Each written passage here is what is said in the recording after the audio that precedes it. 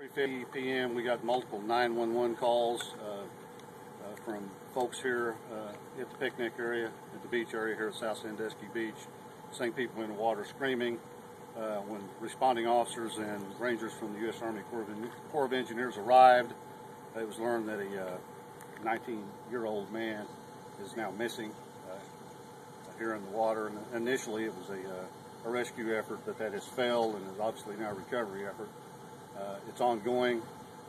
Began shortly after those 911 calls came in yesterday, and progressed to around midnight last night until it suspended when the divers from the Rend Lake search and rescue team ran out of oxygen.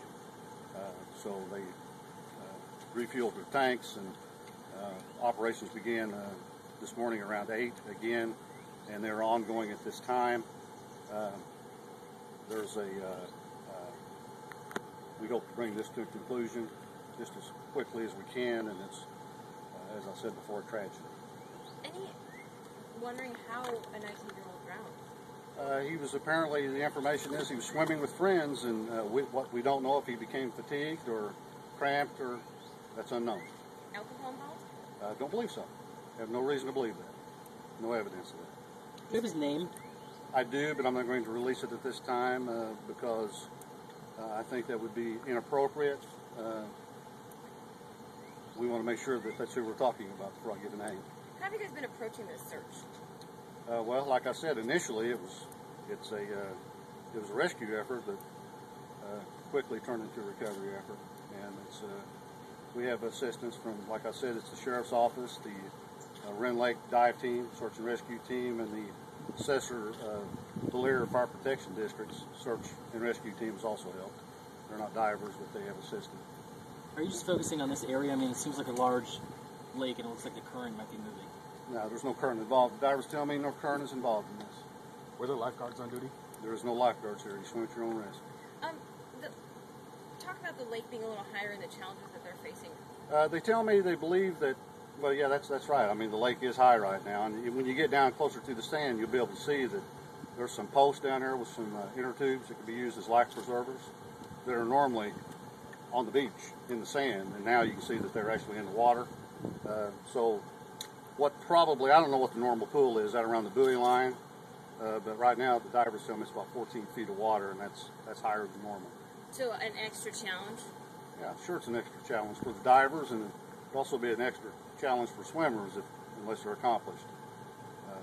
So that's what we're dealing with. Some people should think about when they come out this weekend? Obviously, absolutely. You know, unless you're a strong swimmer, be very, very, very careful. And as you asked about lifeguards, there's no lifeguards out here. You swim at your own risk.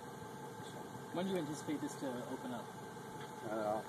I hope within an hour, but I don't anticipate. That's a guess. I don't know. Will the beach remain closed until the body is found? Yes. Yes, it will.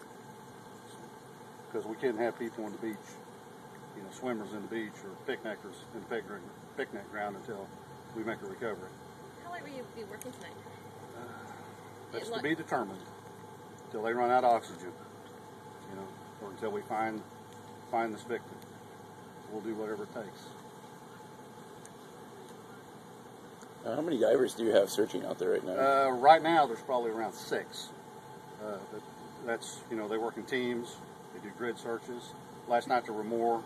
Some of our divers are at work right now, and if this isn't brought to a conclusion by the close of business today, we'll have more divers tonight.